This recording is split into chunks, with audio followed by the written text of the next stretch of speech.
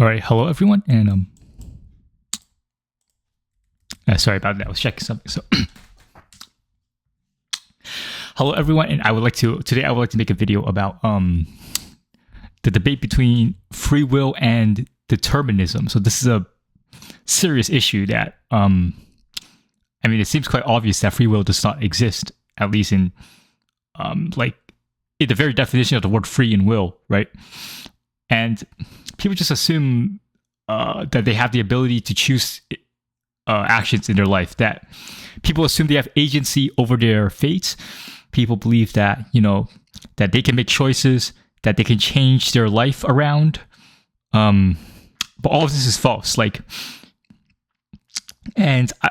Basically, your life is a set of predetermined events, right? And then presumably you will die, and that's all that there is. And there's nothing you can do to change any of the outcomes in your life. You're sort of just, you're not a passive observer, right? But your actions are all predetermined, right? So that would seem to be the only justifiable understanding of reality based on science, right? So either you reject science or reject free will. So if you believe in science, it seems that you can't justify free will, right?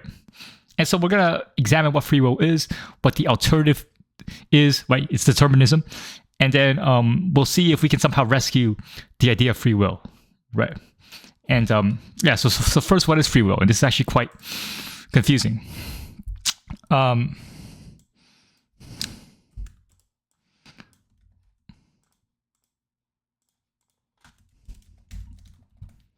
free will. Think about this. So what does the word free mean? Okay. Does it mean unconstrained? Right? If so, we can clearly demonstrate that you cannot do whatever you want, right? So for example, you can't wake up one day and decide to invalidate the law of gravity, right? You can't decide, I'm just gonna start floating midair, and or you can't decide to just grow wings and fly, or shoot lasers out your eyes, right? You can't make a four-sided triangle, right? So there's obviously constraints on your behavior. So the unconstrained definition of free will, I don't think no one's gonna believe this, right? Because if you believe in literal free will, right, you could just do what you want. So, why do you walk to the corner store to buy a cigarette, right? Why do you why not just teleport to the store, right? Or, I don't know, why do you drink a glass of water? Why not just, use magic to make the glass of water come to you, right? Why do you grab the glass of water? No, you can just teleport the water into your mouth. See, that's even more efficient, right? Just teleport everywhere instead of walking, right? If you have free will, you can freely do what you want. It would be like creative mode in Minecraft, right? So why do you work to earn money, right? Why do you, if you're building a house, why do you, pick up the bricks and arrange it in a certain way, right? Why not just close your eyes and let the bricks build themselves, and then the house will just appear in front of you, right? So obviously I don't think anyone's really defending this, okay? So, but the issue is the alternative is constrained, right? So if you have constrained free will, this is already a contradiction in terms. What does it mean to have constrained free will? This is already not free will, okay? So usually when people, so no one's taking the unconstrained free will routes. This is, I mean, you could, but it would, people usually don't think it's even reasonable. So forget about that, right? So let's look at the constrained free will. So just the compatibilist stance, right? And basically what they say is that free will is compatible with its opposite somehow, right? So you don't actually have any free choice in the universe, but you feel like you do, or you can pretend like you do, right? So it's basically, this is just LARPing, okay? This is just a delusion. So we're gonna forget about this because it's not even a real position. I don't know why people say, I'm a compatibilist. That's nothing burger, okay? This is nothing burger. Let's look at this, okay? So usually when people say you have free will, they mean, okay, you have the ability to select amongst alternatives, all right?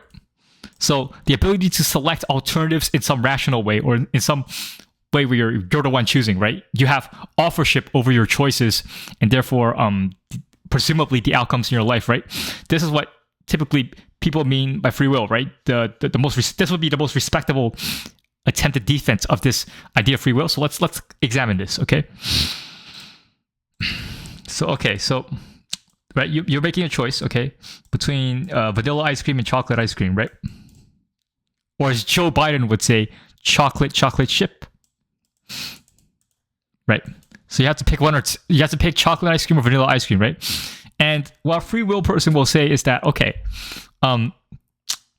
because you're able to choose, because you're able to make a selection here, and this is an act of volition, right? This is proof of free will, right? So,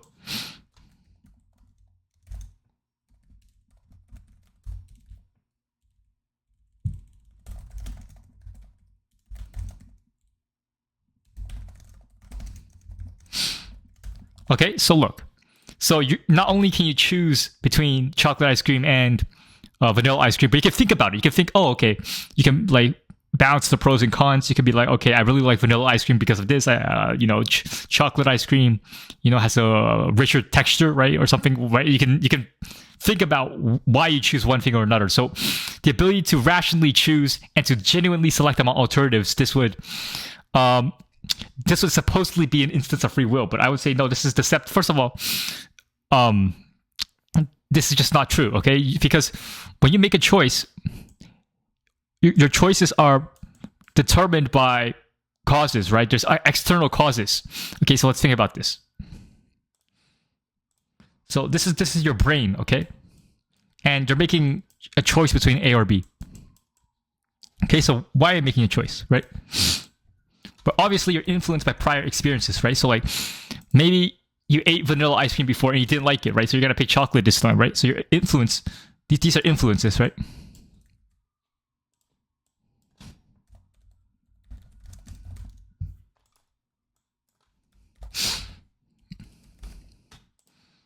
And then there's your genetic disposition, right? So think about this, right? Sorry. So some people are predisposed to preferring one thing over another, right? Like some people are just naturally very good at singing, so they enjoy music, right? Some people are naturally very athletic. Other people are not. Are the opposite. Some people are naturally very intelligent. Other people are naturally stupid, right? And so your genetic disposition is going to influence your choices, obviously.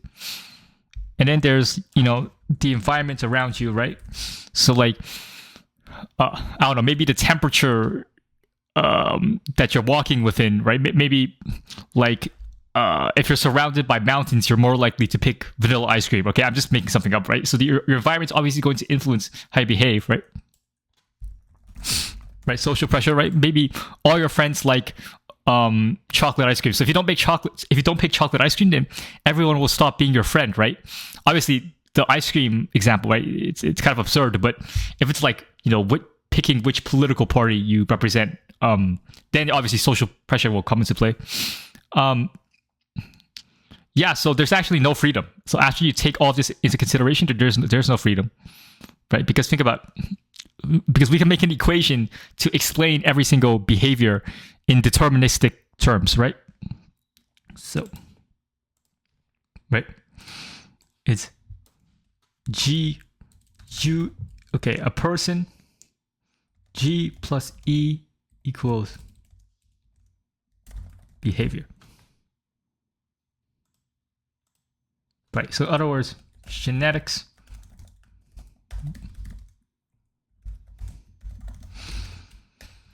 right? And obviously Sapolsky, right? And I don't know if Sapolsky himself would agree with this equation, but the point is, all of every action you make, every thought that you have in your head, everything you do, your entire life outcomes, all the events that you experience, right? Your entire life is predetermined by your genetics and your environments, right? Explains, so genetics and environment can explain everything that happens to your brain, right? And these are all prior causes, right? So you don't choose your genetics, right? Your parents give them to you, and your parents don't choose their genetics, right? So really, basically, you can have an immutable causal chain that explains all of your behavior. Okay, so you don't choose your genetics and you don't choose your environment, right? Maybe you can say, oh, I can choose my environment when you can move out your parents' house or whatever, but the act of you changing your environment is predetermined by a prior condition, right? So let's think about. So usually determinists will explain everything in terms of an immutable chain of causality. Okay, so let's think about this. So, right, so here's the individual, right? So this is an individual making a decision, right? He's choosing between should I do A or should I do B? Okay, so obviously this is determined by his genes, and here's his environment, right? So he can't choose any of this, right? Because even if he thinks, okay, I can't choose my genes, but I can choose my environment. Like, no, but your prior genetic disposition and your prior environmental influences are what choose which environment you'll be in, right? And then it's back to the G plus E equation, right? So hold on.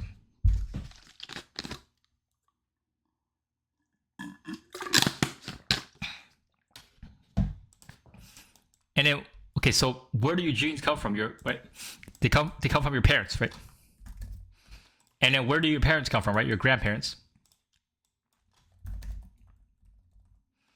Okay, and then where do they come from, right?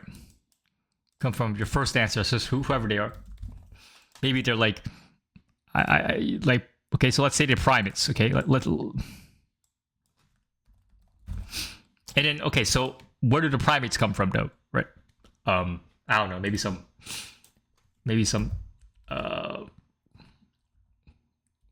some kind of simple organism. Okay, I'm not a scientist. Okay, let's just say this. Okay, so where does the simple organism come from? I don't know, some sort of some chemical activity on Earth. Okay, so where does the Earth come from? Like where does this set of conditions come from that would permit the simple organisms to spawn? Okay, so obviously it comes from the Big Bang, right? Or whatever the first cause is, right? Because I don't know if it's like certain that's the Big Bang, right? So look, so basically there's an unbroken chain of causality here. Sorry, I have to. But there's something in my nose. My bad.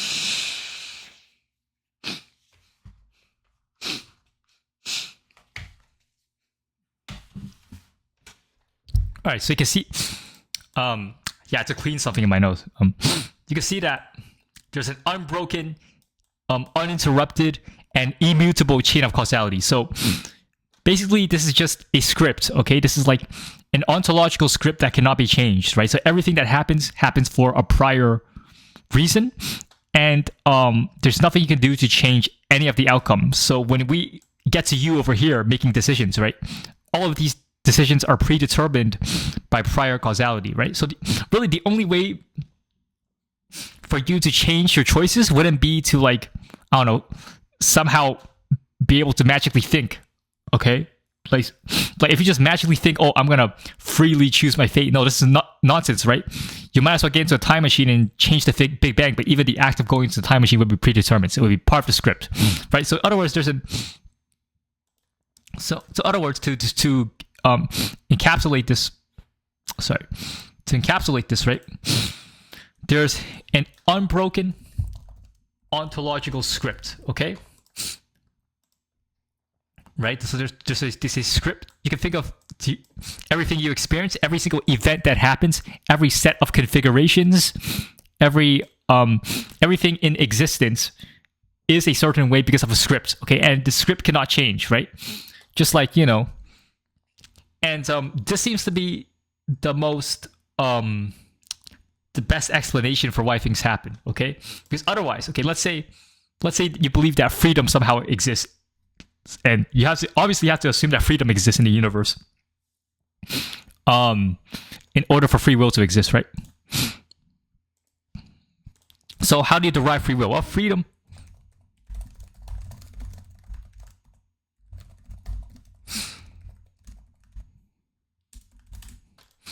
Right, so this is a precondition of free will, right? If freedom doesn't exist in the universe, how could there be free will, right? So this, I think people agree with this. And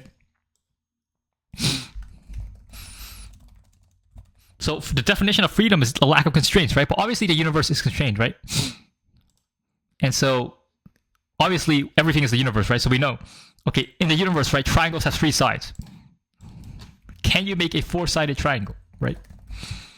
If there is freedom in the universe, if the nature of reality is not constrained, then we would be able to see 4-sided triangles. Or what about, I don't know.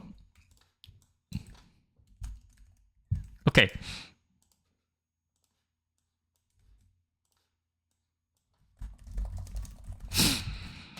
Right, think about 1 + 1 = 2. Okay, can 1 + 1 = 5? Right, so if you take 2 sticks together, can they be like, will the 2 sticks actually be 10? Like, obviously not. This must be true.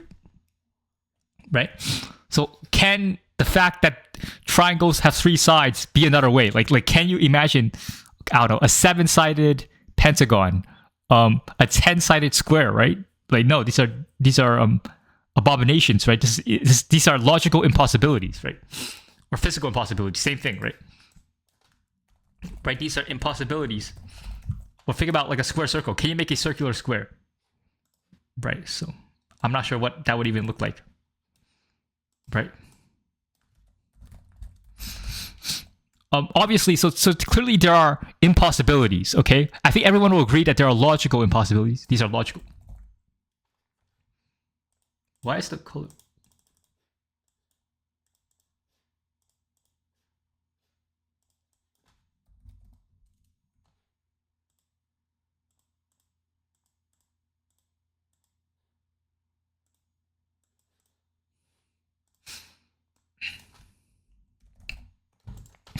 So I think people agree that logical impossibilities exist in the universe, right? So how can you have a 4-sided triangle? How can 1 + 1 = 5 instead of 2? How can squares be circular? How can circles be square, right? Or let's say, how can a child give birth to his parents, right? So like, imagine that, right? Imagine that a child gives birth to his father and mother, right? These are logical impossibilities. I don't think anyone would disagree with this. So there are clearly logical constraints in our universe, right?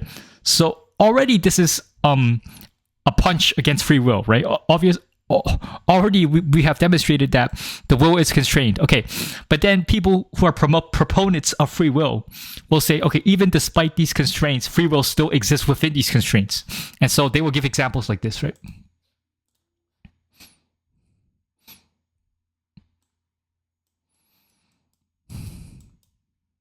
Okay, so I mean, we'll just use the same example,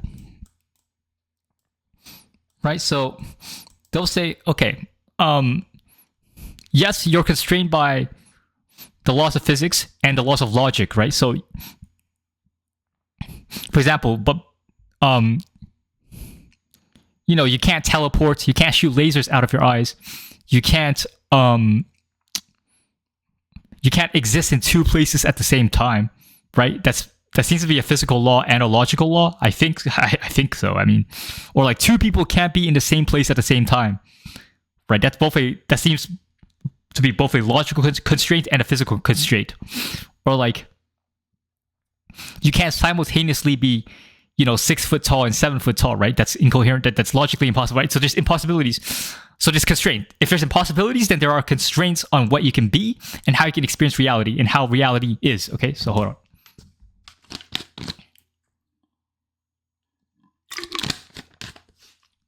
So let's say that you have to pick a ice cream flavor, okay?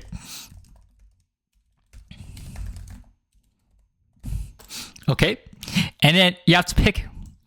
You pick one, okay? It doesn't matter which one you pick. Like, the point is that then the question is, okay,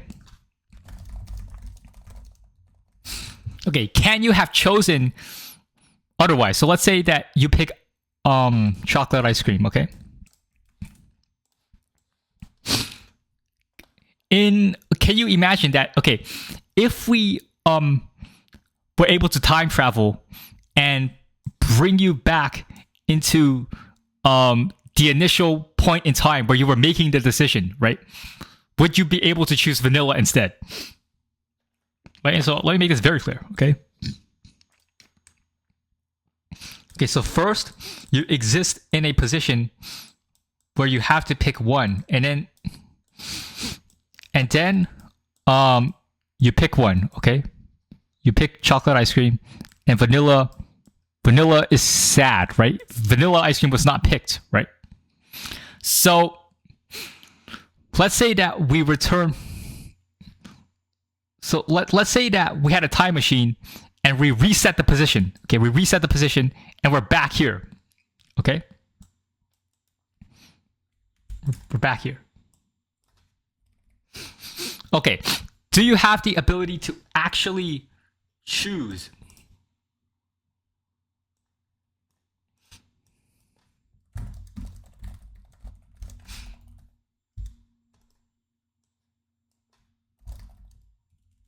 Crap.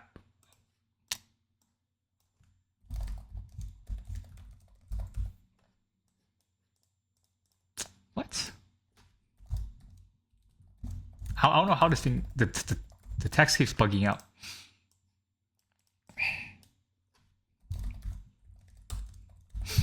Okay, so let's say you can go back in time from position 2 to position 1, okay? If you can go back in time and he's choosing again, right? He's making the same choice, but he has the same selection prompt, okay, that he had before. He's in the same situation. All the variables are exactly the same. His cognitive state in his brain is the same. All the memories that he had is the same. The environment is the exact same, right? All the configurations are the same. And once again, we're going to make him choose between vanilla or chocolate. Okay? So, could he have chosen vanilla instead of chocolate? And clearly, it seems that the answer is no. If it's all the same. So, like, if all the neurons in his brain are configured the same way, right? How could he have possibly chosen vanilla instead of chocolate, right? Because we already have evidence, okay, that within his particular brain condition, right? Within the configuration of his neural structure, right? Within the cognitive state that was actually present, okay? And, within the environmental influences that were present at the time, he chose chocolate, right? Because of the prior conditions of causality. Sorry, the causally relevant conditions that existed. Because of the causally relevant conditions that existed, he picked chocolate. So if those conditions are present again, we would expect that he would pick chocolate ice cream 100 times out of 100, a million times out of a million, right? How can it be otherwise? Okay, so in other words, okay,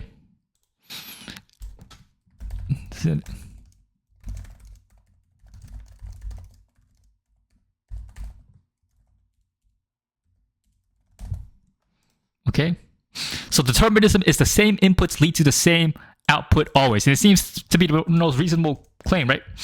1 + 1 = 2, right? It's always 1 + 1 will always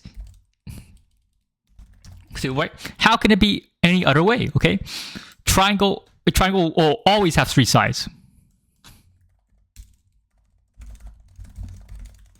How can it be any other way? And so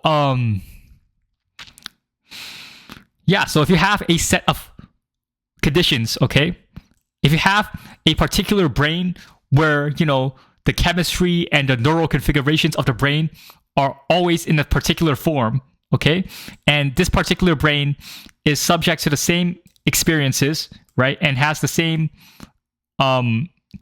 genetic and non-genetic influences, right? A million times out of a million, a billion times out of a billion, every single time, the brain is going to produce the same outputs, which means it will produce the same thoughts and the same choices, and the same outcomes will occur, right? So, yeah, so I don't see how this is refutable. And so let's see alternatives to determinism, okay? Okay, so look, the alternatives to determinism, let's think about pure free will. Like, I don't know, I guess maybe it's called libertarian free will. I don't know. So pure free will, which means that somehow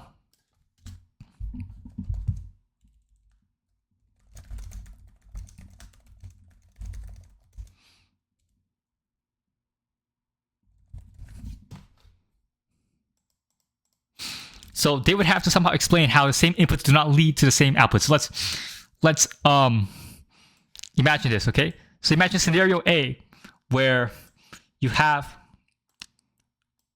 a brain, right? This is Bob.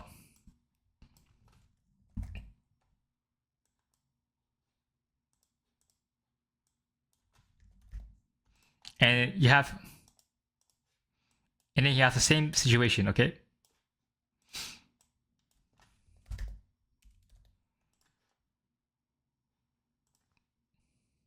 Okay, and all his experiences are the same, right? So, say memories. So, okay, let's say their brain has memory file XYZ, okay? So all their experiences are the same, and all the memory that affects their behavior will be the same. Let's say they have neural configuration ABC. Okay, so basically their neurons are in the same position. The neurons are their neural activity is the exact same, right? And their neurochemistry is the same, right?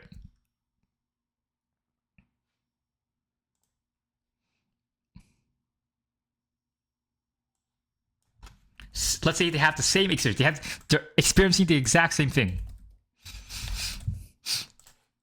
And let's say, okay, they have to...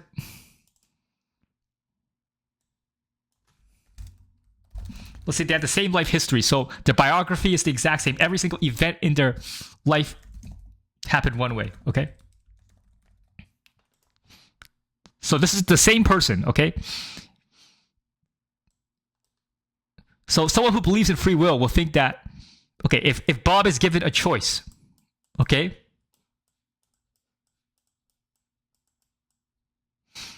If Bob is given a choice, sometimes he will pick A and sometimes he will pick B, right? How is this possible? Like, it seems that he would violate the laws of physics, right? Because every neuron in his brain follows the laws of physics, right? Everything around him follows the laws of physics. So why would he be able to break the laws of physics and somehow choose A instead of B? It doesn't make sense. Like, what? How is this even possible? I don't see.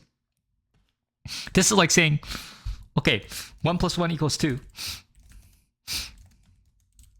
Okay, we know this is the case every time. Okay, so let me see if I can copy and paste this. Apparently, I can't copy and paste it. 2. So these free willers are saying, okay, sometimes 1 + 1 = 2, and sometimes it equals 3, okay? Sometimes triangles have 3 sides, right? Sometimes triangles have 4 sides.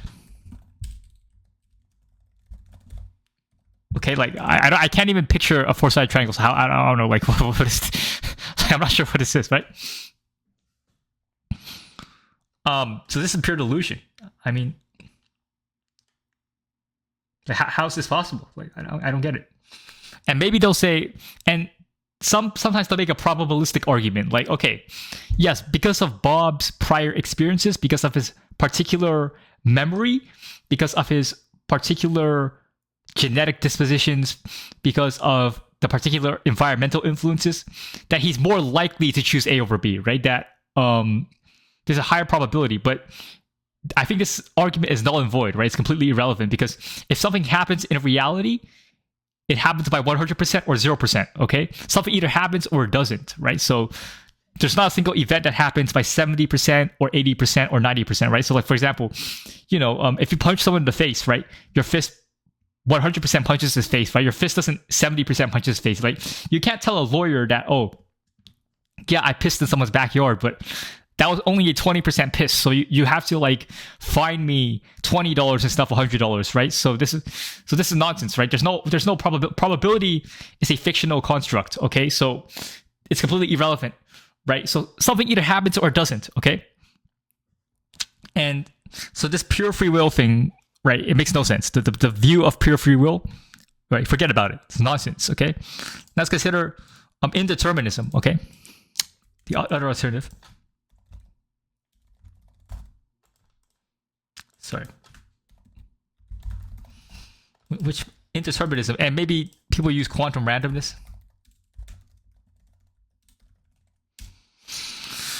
So what does indeterminism mean? It means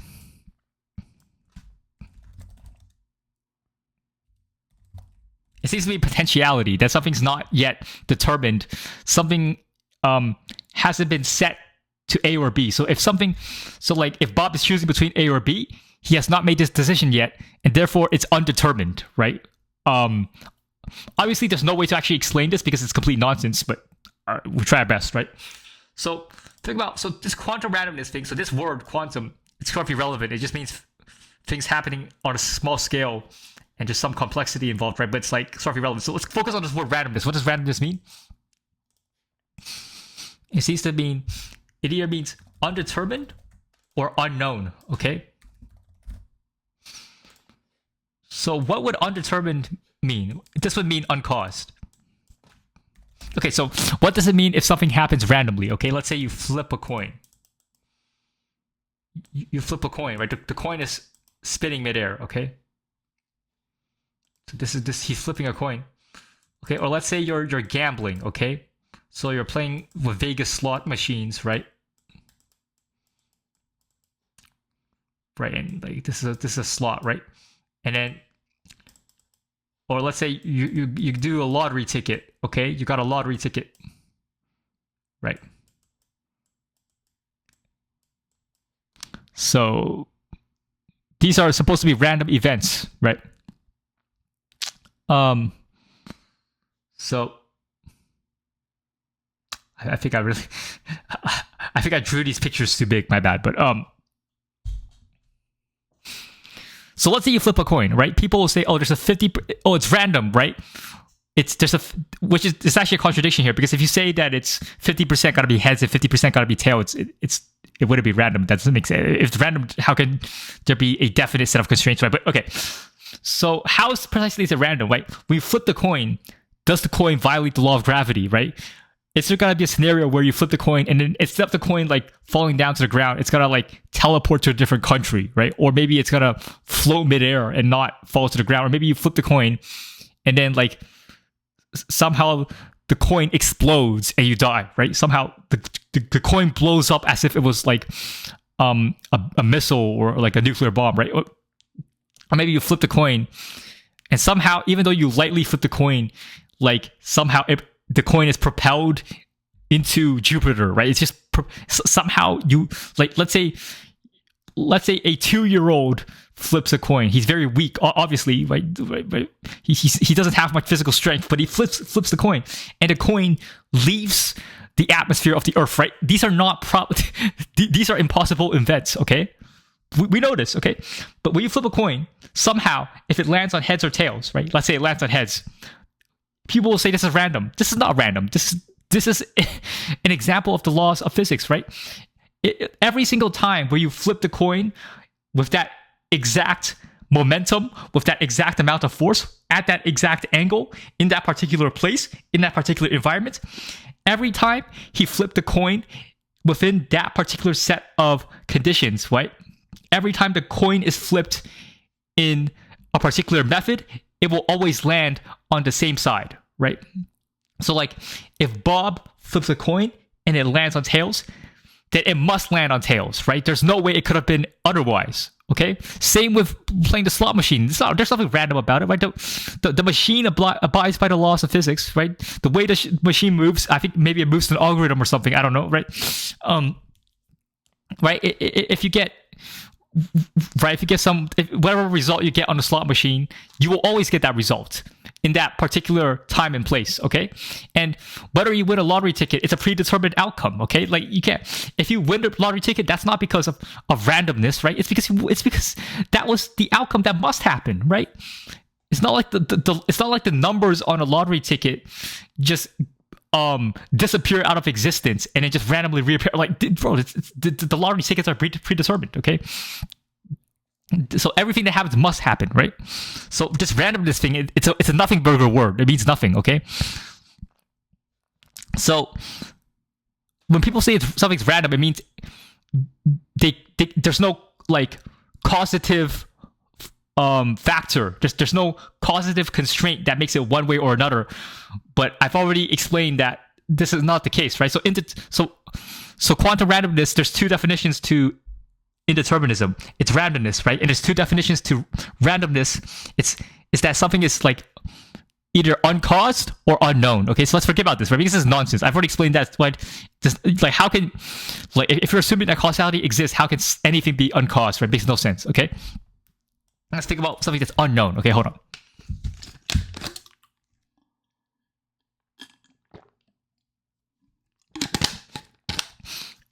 So maybe there's epistemic limitations, and maybe we can't predict the future with certainty. Maybe we don't know what we don't know, right? We like before you flip a coin, maybe you can't possibly know what side it will land on. Before you do a lottery contest, before you buy a lottery ticket, maybe you don't know who will win, but eventually you will find out, right? But the thing is, if you knew all the variables in advance, right? So if you knew, how the environment would influence the coin's movement midair, right? How fast, what the velocity of the wind was, or the speed of the wind, whatever, right? Or like how much force you applied to the coin, right? Like what material the coin is made of, what weight the coin is, right? If you knew all of the variables in the universe, if you had omniscience, then you would be able to perfectly predict the event's outcome in advance. And because you're able to predict an outcome in advance, that is proof that things happen by necessity, right? There's no way that, if the same inputs exist, a different output will sometimes be one way and sometimes another. No, this is impossible, right? So, so if indeterminism just means we don't know the cause, right? This is an epistemic problem, and it's not a metaphysical argument, right? This is completely irrelevant, right? So whether you know something is whether you know the cause of something or not doesn't imply that there is no cause, right? So indeterminism is a nothing burger argument. There's nothing here, okay? And even if things were random, even if somehow outcomes were not caused, or somehow outcomes just happen without any constraints, this wouldn't be an example of free will. Like, let's say something happens randomly. Let's say you randomly choose A over B, right? If there's no causative mechanism, then how can the causative mechanism be your authorship, right? So if your choices are random, meaning your choices don't have an explanation, how can you designate the cause of your choices to yourself? If your choices don't have a cause, then that cause is obviously not you, so you don't have free will, right? If the choices that you make don't have a causal explanation, then you can't say, oh yeah, I made the choice. No, you didn't make the choice. If randomness makes a choice, it's not your choice, right? If things happen for no reason, then you can't say that the reason behind something happening is because you wanted it to happen, right? It's not up to your will. It's not free will. So indeterminism, even if indeterminism was true, it wouldn't prove free will, right? It would prove the opposite, actually. It would prove that things happen for no reason, therefore no one has free will, right? Think about it. If everything is chaos and there's no orders, there's no logical constraints on the outcomes in this universe, that would imply that no individual can be an author of his life, therefore no individual has free will, because the events you cannot take credit for events that are random, right? You cannot take credit for events which have no causative explanation, right? They have no specification, right? So basically indeterminism is complete nonsense, okay? Let's think about the problems with so So I've already explained free will. Sorry.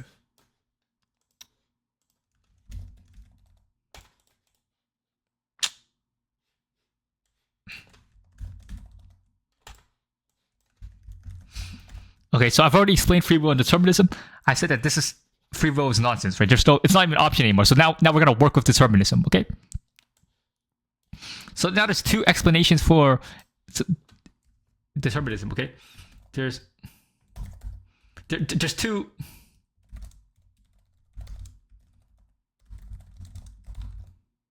sort of models, okay? Two common models of determinism, right? There's causal determinism, right? So a chain of causality, and there's the ontological block universe, okay? So I'm going to explain both of these, right? First, let's go with the chain of causality, right? I already explained it before. Basically, reality is a set of events or a set of configurations, okay? So everything is one way because of something prior, right? So reality can be understood as a chain of cause and effect, right? And because of we're going by determinism, right? It's a immutable chain of cause and effect. So you can say that there's a script. You can think of it that way, right? So nothing here can change, right? So A causes B, B causes C, D causes E, E causes F, right? Everything must be this way. There's nothing you can do to change it, okay? But then we have to explain like what exactly is the first cause, right? So because whatever the first cause is, it begs the question like why doesn't the first cause have a cause, right? So obviously, there's the problem of infinite regress, which I'm sure you're probably familiar with, right? There needs to be a first mover, a prime mover, okay? There needs to be an unmoved mover, right? So that's a problem with determinism. Like I'm not sure how. So you can. So one way is you can actually just accept the infinite regress. Okay, let's say you accept the infinite regress, and so things just happen. But things must happen, and it's just an infinite regress. Okay. Okay, I need a. Sorry, this is very terrible. Okay, I have to explain this much better. So let's use letters. A, B. No, the letters will make it too confusing. Okay, hold on. No. Okay.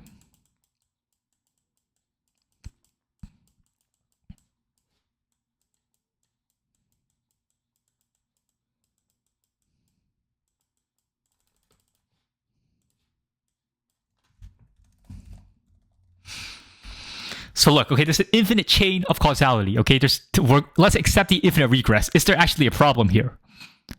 And I would say actually, it seems like there's no problem, right? Like what? Like, but the issue is like if you go far back enough, right? At some point, no matter what event you have, you go far back enough, and then you have something that would seem to be uncaused, right? So like, like what does this actually mean, right? If you're gonna accept the infinite regress,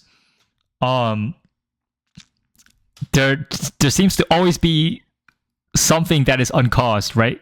So you have to explain to me what is the cause of this event. Okay, this is a specification.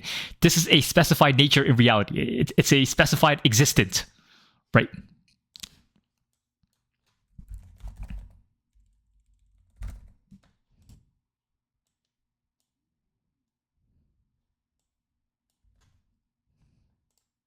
Sorry, I gotta.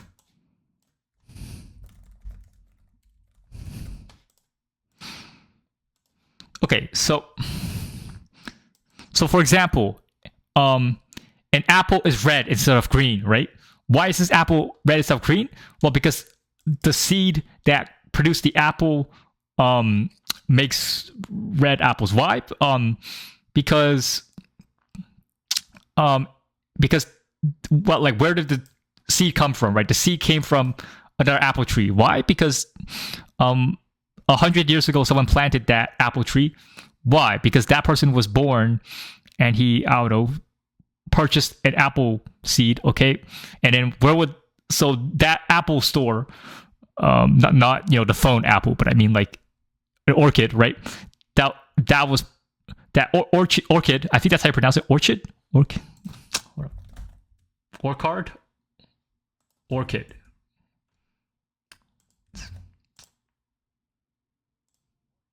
Orchard. Orchid. It's not orchid. It's orchard. My bad. Okay, so this orchard was constructed 1,000 years ago. Okay, and that the wood from the orchard, like you need, it's a wooden orchard, right? The like the building itself is made out of wood. The trees that was used to produce the lumber necessary to construct this orchard, like 2,000 years ago, Vikings cut down those trees, right? And then like eventually the founders of the orchard, right, would take these logs and then like they were able to construct an orchard out of it, right? And then so those Vikings were descended from primates like 7,000 years ago. I'm making some shit up, okay? Point is like, okay, so problem is, okay, so at some point you need some explanation, right? But where is it? Like, where is the explanation? So it just goes on infinitely, right? So even if you accept that, okay, this chain of causality goes on infinitely, right? We still don't know what the cause of this is, because it goes on infinitely. So I thought, okay, the only way you could actually to even have a comprehensive model of an infinite chain of causality, maybe you actually need a causal circle, right?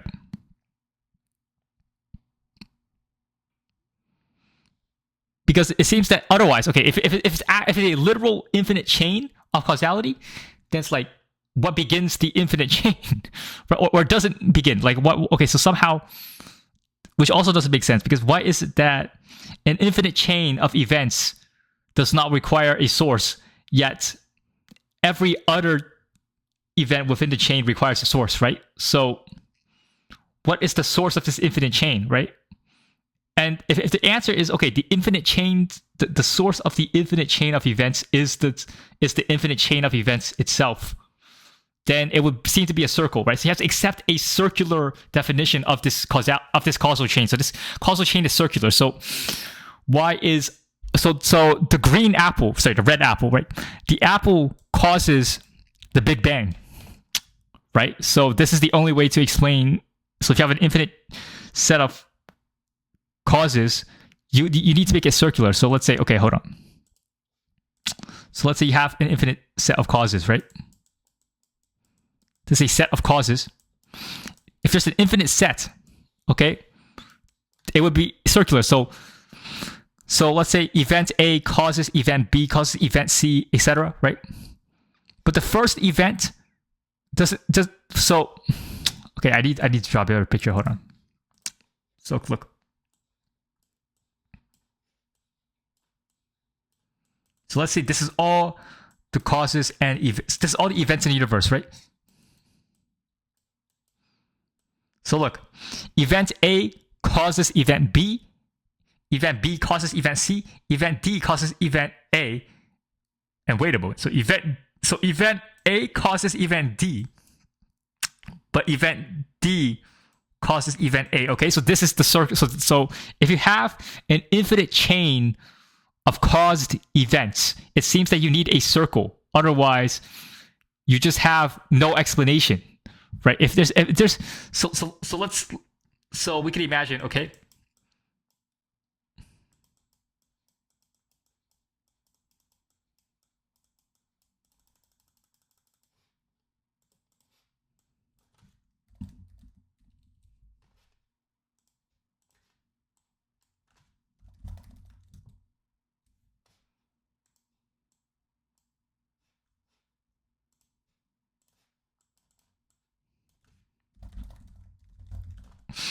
So, okay.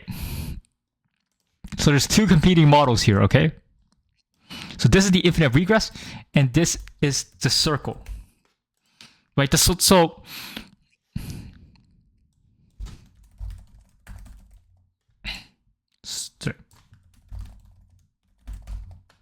right. Oh, sorry, I dropped something.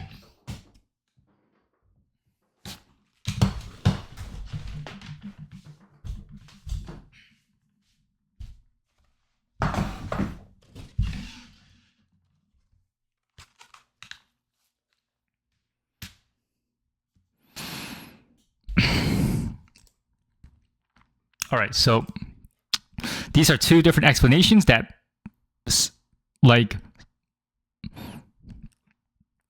seems to be incompatible, right? So let's say there's an infinite regress. There's just an infinite chain of events that leading to one. Sorry, there's an infinite chain of events that lead into one another, right? So,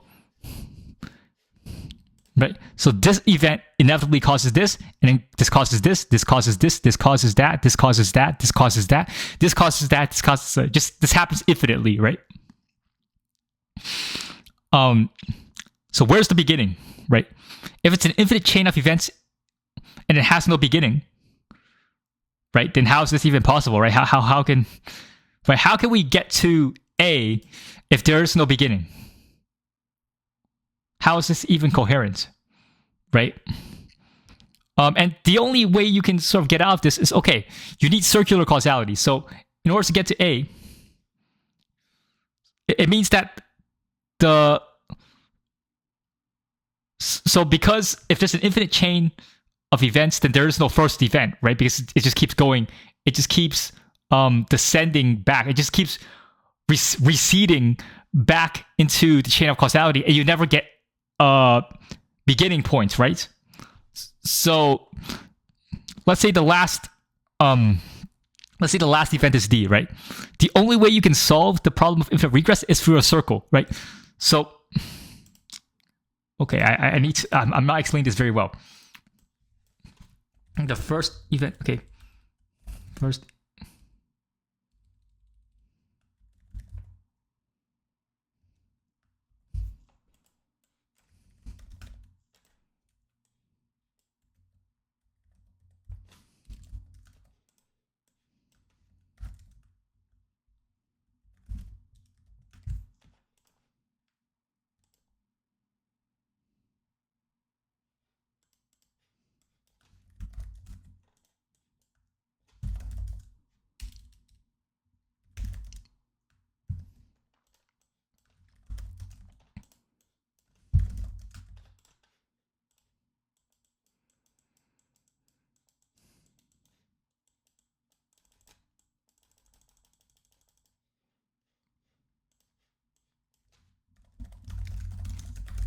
Okay, so let's say there's an infinite series of events that cause each other, okay?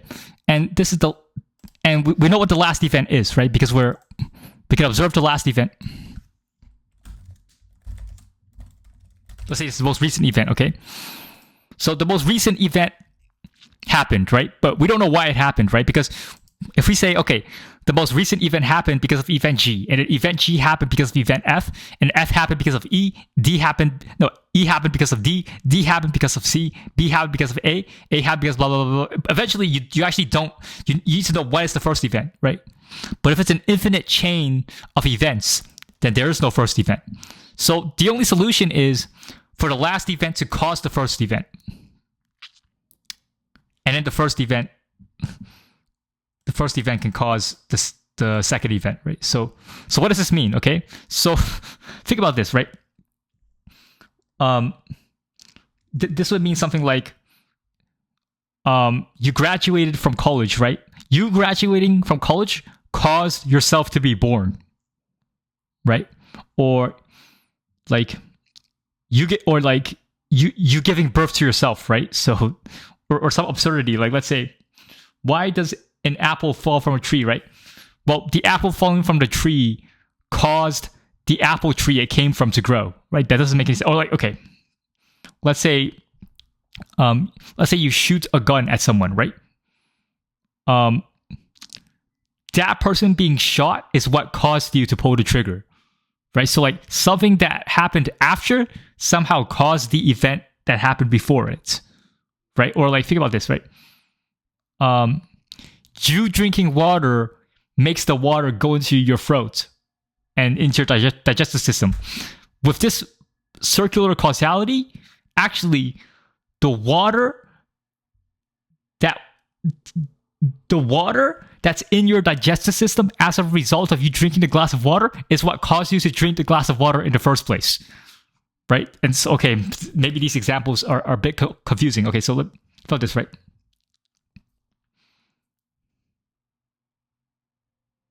You dying, right? Your death, right, is what caused you to be born, right? Think about that, right? So you're on the death. So, or you imagine you're going to someone's funeral, okay? You're going to your friend's funeral, and you're looking at your friend's corpse.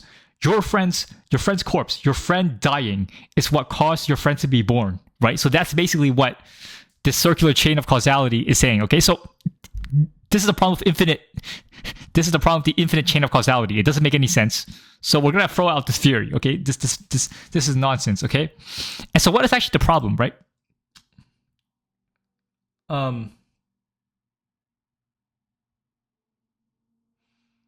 Well, here's the problem, right? So you have a finite chain of causality. So let's say you have a finite chain. You have an infinite chain. So we already explained that the infinite chain of causality, circular causality, leads to absurdity and logical impossibility, right?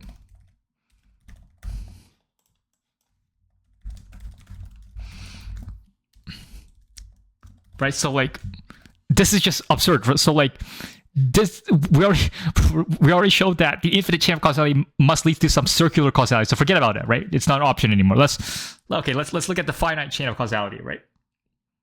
Where, okay, let's just say you have C, B, and A. Let's say that this is the entire universe, right? The entire universe can be explained by this chain of causality, A, B, and C. Okay, so what causes A, right? There's nothing. So this is so we don't have an explanation for A. Somehow it's uncaused, right? So you can say this is the uncaused causer, or the first mover, right? The unmoved mover.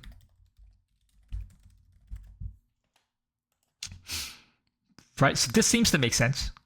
But how? Like how? So why is it that all of these things need a cause? Why is it that every event needs a cause except the first one? Right? It's still not an explanation. All right, so let's consider the other model for determinism, okay? This would be the ontological block universe, okay? So the universe is an immutable block. Wait.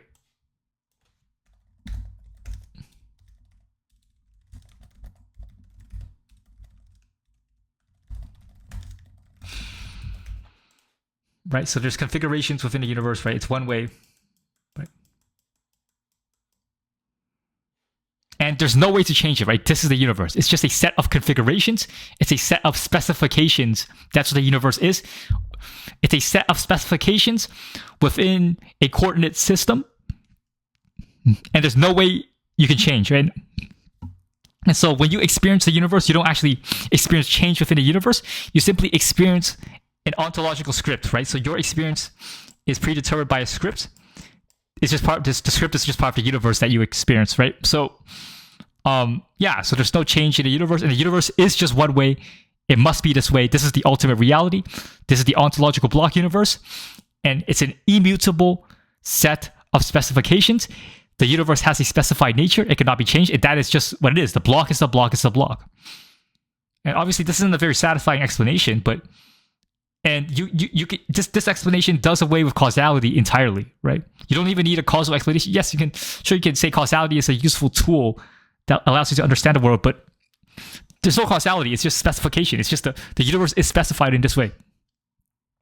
Okay? So maybe the universe is like this. The problem is, if this universe is finite, right? So let's say the block universe is finite. Okay, so let's say that the block universe, let's say you have a finite block universe. Okay, that would mean like the past, present, and future exist simultaneously. There's no time. There's no time. So if it's a finite universe, that means it's non-existent, right? Right, because the universe must end at so like if there's a timeline within a universe, then at some point the universe must end. But because in a block universe,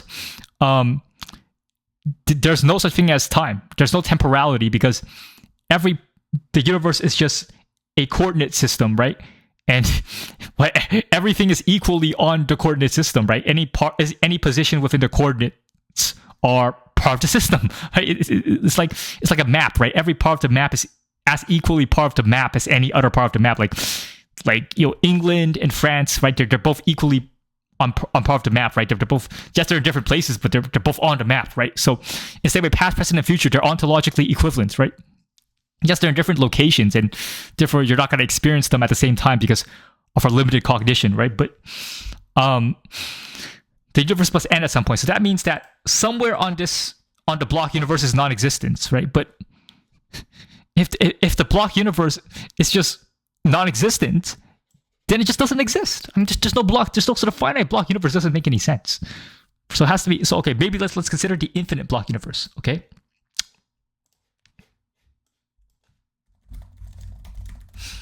And this is where it gets interesting because what does it actually mean? Okay, it means that there's theoretically it would mean there's no actual constraints, so it could just keep expanding forever. Okay. It would also undermine constraints, right? So like before with the cause and effect universe, the constraints were defined by causality. Causality is like a push and pull mechanism, right? You can think of it like that. In infinite block universe, things just are a certain way. So there's constraints built into the universe, right? Because the constraints are the universe. The universe is just a set of constraints. But if a universe is infinite, then it seems that there are no constraints. So this is a contradiction, right? What does this actually mean? Does this mean infinite possibility? So if the universe is infinite, it seems that it can be any way possible, right? So like even four-sided triangles, maybe in the future we'll have that, right? Maybe in the future we can have flying cars, right? We can have logical impossibilities. We can have unicorns, right? Like it might seem impossible now for you to have two brains, right? Maybe in the future you'll have two brains, or it seems impossible now for two people to stand in the same spot, right? The same location. Maybe in the future it'll be possible, right? Or right now you can't violate the law of gravity. Maybe in the future you will. Or like right now 1 + 1 = 2, but maybe in the future 1 + 1 will equal 5, right?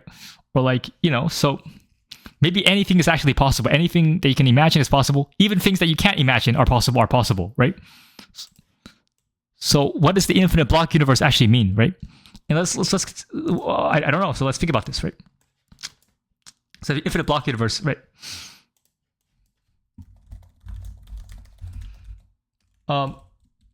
Would mean infinite potential. Okay? And so does that mean you have free will, right? Because it's just infinite potential. So if there is infinite potential, then if you can somehow harness the infinite potentiality of the universe, maybe you do have free will, right? Maybe you can actually change the universe according to your consciousness somehow, right? But what is the mechanism for free will? So let's say the universe is infinite and there's infinite possibility. What is the mechanism that allows you to have free will? I don't know. It's just an interesting idea, right? And so here's some speculation, okay?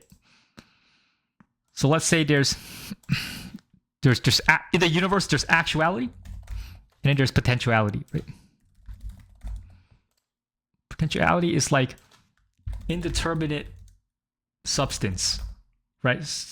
So maybe it's like energy, I don't know, potential, mass. It's something, right? I don't know what it is, but it's something that becomes something actual. Actuality is like form, structured being, right? It's something that's real, right? So let's say you can think of it like potentiality is where everything comes from, right? It's the primordial chaos, right? And then there's the structure of the universe, right? So structure of the universe, right? There's houses. I don't know. There's just the sun, just planets, right? Like that onion ring planet. It's called Jupiter or Saturn. I don't know, whatever. And then there's like the moon, right? So this is actuality and there's potentiality. Okay. So basically, if there's infinite potential, then anything can be actualized, right? If this, right?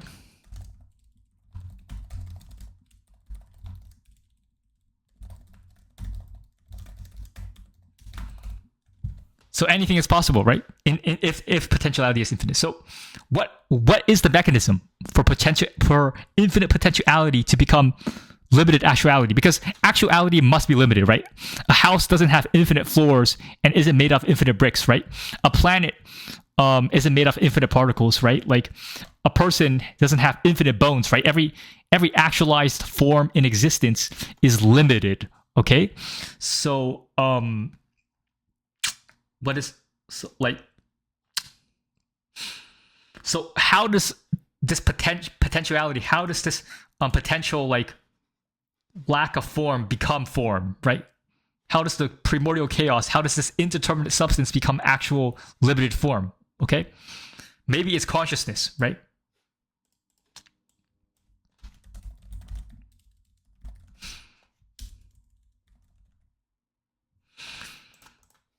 So maybe consciousness exists at the border, at like the threshold between potentiality and actuality. And what consciousness does, right? And I think I misspelled consciousness. Yeah. But what consciousness does is that you take potential and actualize it, right? So there's infinite potential. And because of your free will, because you exist at the horizon of potentiality and actuality, right? The future is what has not yet been actualized. The past is what has already been actualized, but you exist at the border between the past and the future, right? The past and the future are an illusion that only the mind can experience, right? And that's why the mind is unique, because the mind is unique in that, yes, it's limited because it can't simultaneously experience the past and the future, right? The past and future don't actually exist. In other words, the mind is limited in its capacity to experience reality, right? It can't. The mind can't simultaneously experience all of the universe at once. Okay, so but the mind always, so consciousness, right, always exists at the border of possibility, right, at the border of potentiality. And what the purpose of the consciousness is to convert possibility into actuality, right? It's always existing at this border. Okay, so maybe that's what free will is derived from. It's like the ability to when the consciousness is present, it can actually change reality. And because there's infinite potential, the conscious mind can harness this infinite potential and actualize it according to its will, right? So the consciousness is will to power, right? You could change reality according to your values, actually, right? Right? So maybe this is just fiction, right? Maybe all of this is nonsense. I don't know. So maybe free will is possible, right? But it seems free will could only be possible if the universe is infinite. Because if the universe is infinite, it would mean it's not constrained. It would be unconstrained. So if the universe is infinite, there might be free will. But how is it harnessed? By consciousness, because it exists at the border between potentiality and actuality. And so therefore, it's consciousness that is the thing that activates. It's consciousness that converts potentiality to actuality. Right? It's consciousness that turns the formless, indeterminate, and potentially infinite chaos into a definite and structured order. It is consciousness that turns the infinite potential into the finite actual. Right? So this is just a theory, right? This is speculation, so we don't actually know. I think it's none of all of this speculation doesn't actually give us any certain answers, right? Like we still don't know. Like I'm not claiming epistemic certainty, but yeah. So is free will true? Is determinism true? Well, I don't see any evidence for free will.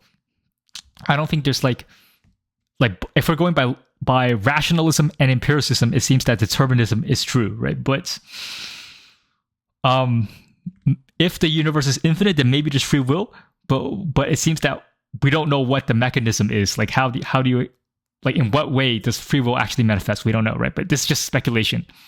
So this theory here is a potential explanation for free will, except I'm not saying this is necessarily it's necessarily true, right? I mean, this consciousness theory could be false, right? So yeah. Anyways, that being said, that's what I have to offer on the free will versus determinism issue, right?